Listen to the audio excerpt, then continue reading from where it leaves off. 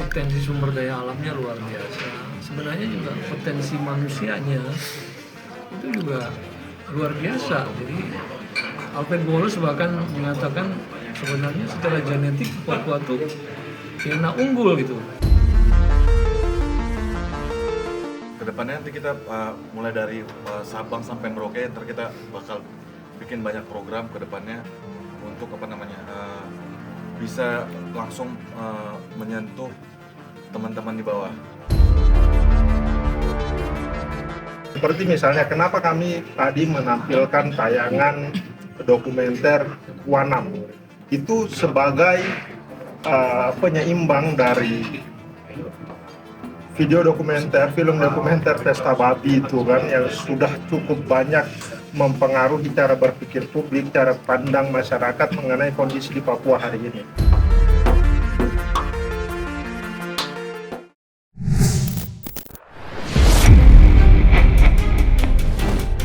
Peluncuran film dokumenter Wanam menanam masa depan di tanah Papua yang digelar di kawasan Blok M Jakarta Selatan sukses mencuri perhatian publik.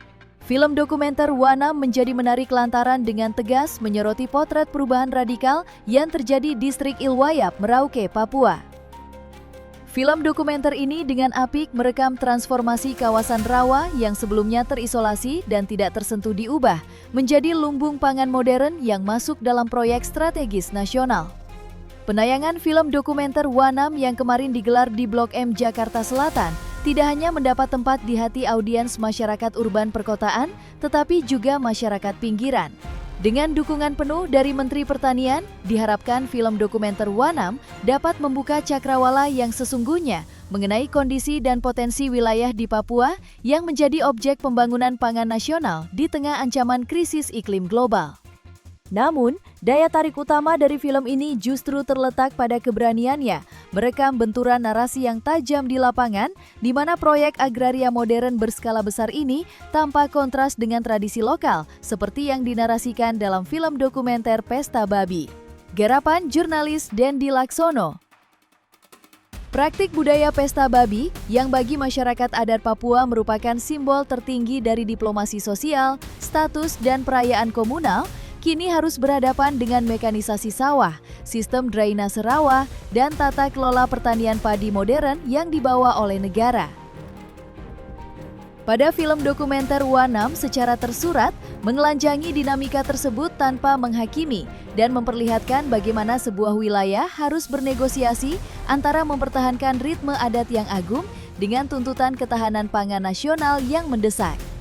Pada akhirnya, diharapkan film dokumenter produksi Yayasan Wardhana Nawasena Network ini dapat melintasi batas dan sekat, dan bukan sekadar laporan pembangunan. Melalui diskusi mendalam yang dipantik oleh para tokoh seperti Profesor Yudi Latif dan Dian Ramela, film ini menjadi sebuah refleksi mendalam tentang bagaimana modernisasi masuk ke tanah Papua. Wanam bukan sekadar cerita tentang keberhasilan panen padi, melainkan sebuah ruang dialektika yang menantang publik untuk berpikir kritis bagaimana membangun masa depan bangsa tanpa harus menggusur akar identitas dan kearifan lokal yang telah hidup berabad-abad di tanah Papua. Seperti misalnya kenapa kami tadi menampilkan tayangan dokumenter Wanam itu sebagai penyeimbang dari video dokumenter, film dokumenter Pesta Babi itu kan yang sudah cukup banyak mempengaruhi cara berpikir publik, cara pandang masyarakat mengenai kondisi di Papua hari ini. Kebetulan saya sempat hidup di Papua cukup lama, cukup tahu kondisi di Papua seperti apa. Yang setelah nonton film Pesta Babi sebenarnya tidak seperti itu kebenarannya. Makanya kami munculkan bahwa ada fakta-fakta lain yang masyarakat perlu tahu. Iya, saya kira Papua kan potensi sumber daya alamnya luar biasa. Sebenarnya juga potensi manusianya itu juga luar biasa. Jadi Alfred Wallace bahkan mengatakan sebenarnya secara genetik Papua itu kena unggul gitu. Cuma mereka itu masalahnya lama terisolasi dari pergaulan dunia. Dan dia bilang Melayu kenapa tampak lebih maju? Karena mereka sudah lama terekspos pada pergaulan dunia. Tapi dia bilang sekali orang Papua tuh punya ruang berinteraksi, ruang belajar yang sama seperti mereka teman-temannya di barat. Kira mereka akan maju juga. Dan saya belakangan makin percaya dengan itu. Sebenarnya kita tidak hanya fokus ke pangan, tapi pangan menjadi salah satu fokus kita. Selain riset itu, tentu kita juga akan mencoba dengan sumber daya yang kami miliki. Kebetulan kita juga masing-masing punya usaha, masing-masing bisa dibilang kita ini masing-masing pengusaha muda gitu ya. Artinya insya Allah kita punya resource yang bisa kita bawa juga untuk menyentuh masyarakat di bawah, memberikan bantuan-bantuan yang ya minimal kita bisa berinteraksi langsung, bukan hanya sekadar interaksi kosong, tetapi ada sesuatu yang kita tinggalkan untuk publik, untuk masyarakat yang jadi sasaran kita. Film dokumenter Wanam menanam masa depan di tanah Papua oleh Yayasan Wardana Nawasena Network seperti diberitakan mendapat dukungan penuh dari Menteri Pertanian. Melalui tayangan ini, penonton diperlihatkan bagaimana wilayah rawa terisolasi yang dulunya diremehkan, sering dilanda banjir dan diragukan publik, kini diubah menjadi peluang strategis nasional. Proyek ini hadir sebagai jawaban atas urgensi nasional dalam menghadapi ancaman krisis iklim global, serta lonjakan kebutuhan pangan demi mewujudkan kedaulatan pangan Indonesia. Di tengah polarisasi isu Papua, pihak yayasan berupaya menyajikan dokumenter Wanam ini secara objektif. Film ini sengaja didesain untuk tidak jatuh pada narasi kritik membabi buta terhadap pemerintah, sebagaimana yang gencar disuarakan dalam film dokumenter independen bernada murni oposisi seperti Pesta Babi. Alih-alih menyerang kebijakan negara secara sepihak, dokumenter Wanam memilih menjadi jembatan informasi yang adil. Ia mengakui keberhasilan tata kelola air modern dan teknologi pertanian tanpa harus menutup mata dari tantangan adaptasi budaya yang dihadapi masyarakat adat di lapangan. Melalui pendekatan yang berimbang tersebut, film ini membuktikan bahwa percepatan pembangunan sejak tahun 2024 terbukti membawa dampak multisektoral yang nyata bagi warga lokal. Puncaknya ditandai melalui keberhasilan panen perdana pada tahun 2025. Sebuah momentum emas yang mengubah skeptisisme menjadi simbol harapan baru. Proyek Wanam menegaskan bahwa masyarakat Papua tidak sekadar menjadi penonton, melainkan pelaku utama yang ikut merasakan perputaran ekonomi, terbukanya lapangan kerja, serta perluasan akses kesehatan dan pendidikan, dengan tetap menjaga martabat dan kearifan lokal di tanah kelahiran mereka.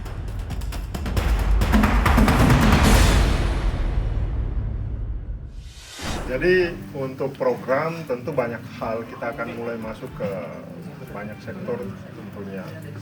Salah satunya riset. Jadi sejauh ini yang dilakukan biasa oleh LSM, NGO dan lain-lain itu kan melakukan riset. Kemudian hasil riset itu didiskusikan ke kampus-kampus.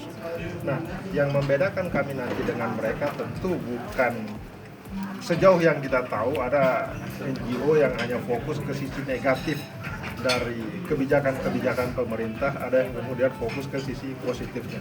Tetapi kita mencoba untuk berada di tengah. Artinya kita bisa memberikan informasi yang utuh kepada masyarakat bahwa kondisi yang sebenarnya seperti ini, seperti kondisi yang utuh itu seperti ini, gitu loh.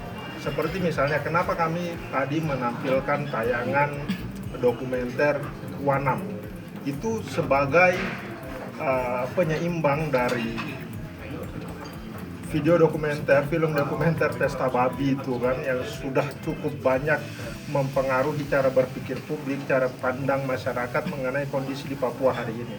Kebetulan saya sempat hidup di Papua cukup lama, cukup tahu kondisi di Papua seperti apa. Yang setelah nonton film Pesta Babi sebenarnya tidak seperti itu kebenarannya. Makanya kami munculkan bahwa ada fakta-fakta lain yang masyarakat perlu tahu.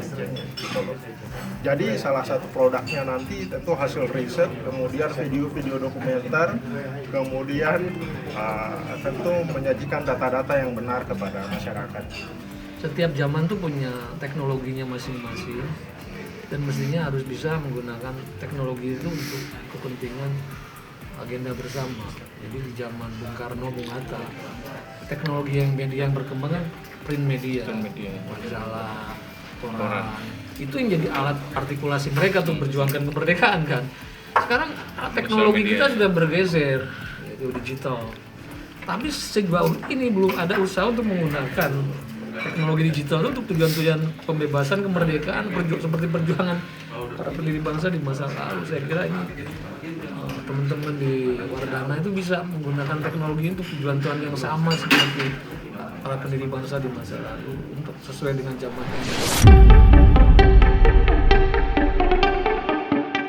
Selain menghadirkan fakta yang tidak terungkap, hadirnya film dokumenter Wanam ini juga sebagai penyeimbang arus informasi untuk merespons dampak film Pesta Babi yang telanjur mengubah persepsi dan mendistorsi pemikiran masyarakat luas tentang Papua.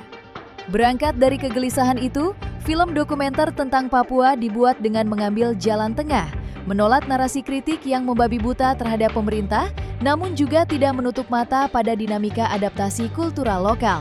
Hasilnya adalah sebuah sajian informasi yang adil, memperlihatkan bagaimana teknologi pertanian modern dan keterlibatan aktif masyarakat adat mampu melahirkan panen perdana pada 2025 yang membuka lapangan kerja, ekonomi, serta akses pendidikan bagi warga setempat. Dengan diluncurkannya film dokumenter Wanam ini merupakan awal dari proyeksi nasional yang dapat menjangkau daerah di Indonesia. Pihak yayasan berkomitmen untuk memproduksi lebih banyak film dokumenter di berbagai daerah dengan melibatkan masyarakat lokal secara langsung, terutama generasi muda sebagai motor penggeraknya. Agar tidak terjebak pada asumsi sepihak, setiap karya ke depan akan dikawal ketat oleh riset ilmiah yang kuat melalui kolaborasi dengan berbagai institusi kampus, guna memastikan bahwa narasi pembangunan yang disajikan selalu berbasis data akademis yang valid dan objektif. Kenapa harus diawali dengan Papua? Karena memang saat ini isu yang lagi booming itu mengenai Papua, dan kebetulan kami tertarik dengan munculnya film Pesta Babi tersebut karena ini cukup berpengaruh, bahkan memunculkan aksi-aksi massa di berbagai daerah di Indonesia gara-gara adanya film Pesta Babi ini. Makanya kenapa kami awali dengan Papua? Ya untuk menyimbang yang sudah viral saat ini. Tentu kami juga akan masuk ke daerah-daerah lain, bukan hanya di Papua. Ini hanya sebatas untuk mengimbangi apa yang sudah muncul saat ini. Karena memang sedang ramai dibicarakan di masyarakat, terutama di kalangan pemuda, mahasiswa khususnya, bahwa film Pesta Babi itu adalah sebuah fakta kebenaran yang terjadi di Papua. Tetapi kami mengetahui hal lain, sisi positif yang tidak tercapture di dalam film tersebut. Makanya kami munculkan film itu. Ke depan, kita juga akan masuk ke daerah-daerah lain untuk mengcapture kebenaran-kebenaran yang masyarakat belum lihat, belum ketahui. Film dokumenter Pesta Babi yang digelar secara masif di sejumlah daerah tidak hanya sukses mendapat perhatian publik secara luas, tetapi juga berhasil membuka mata masyarakat melihat dengan jernih kondisi Papua Selatan yang memprihatinkan, terutama kegagalan proyek strategis nasional dan ketahanan pangan atau food estate yang menyebabkan kerusakan lingkungan dan hutan secara masif. Dampak dari ambisi pemerintah membangun lumbung pangan, tidak hanya alam yang dikorbankan, tetapi masyarakat adat yang juga tersingkir.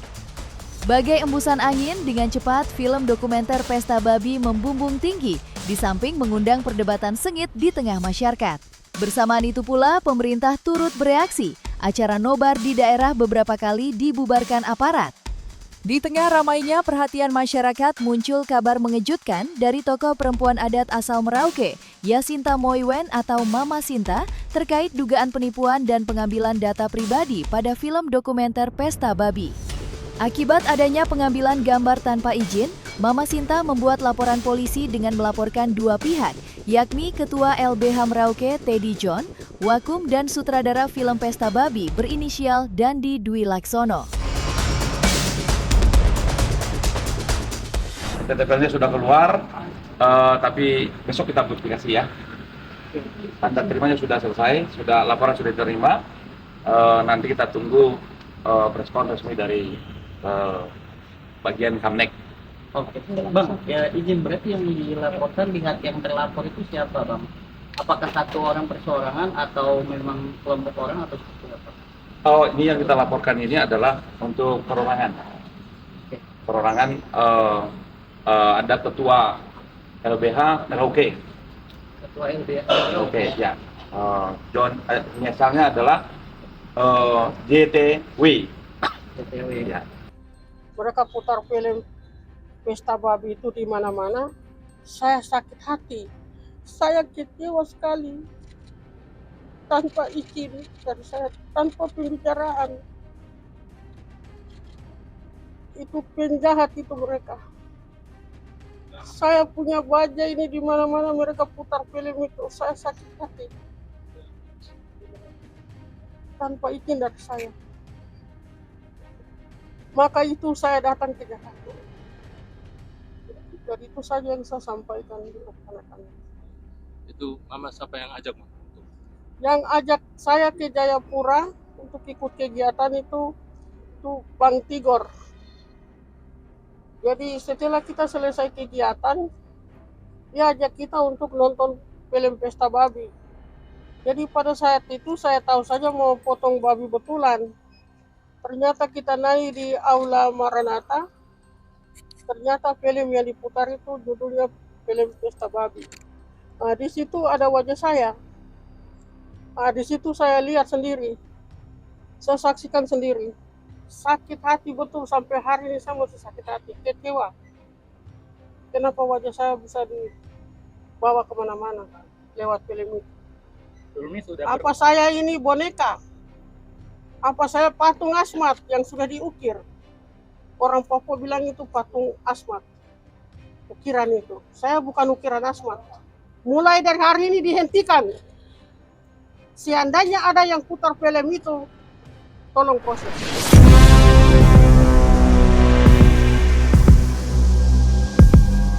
Nah, selesai sudah Cumi Lovers. Saksikan terus Cumi Camp Indep, kabar lengkap, mendalam, dan akurat dari narasumber terpercaya. Dan jangan lupa untuk like, subscribe, dan juga share channel YouTube Cumi Cumi.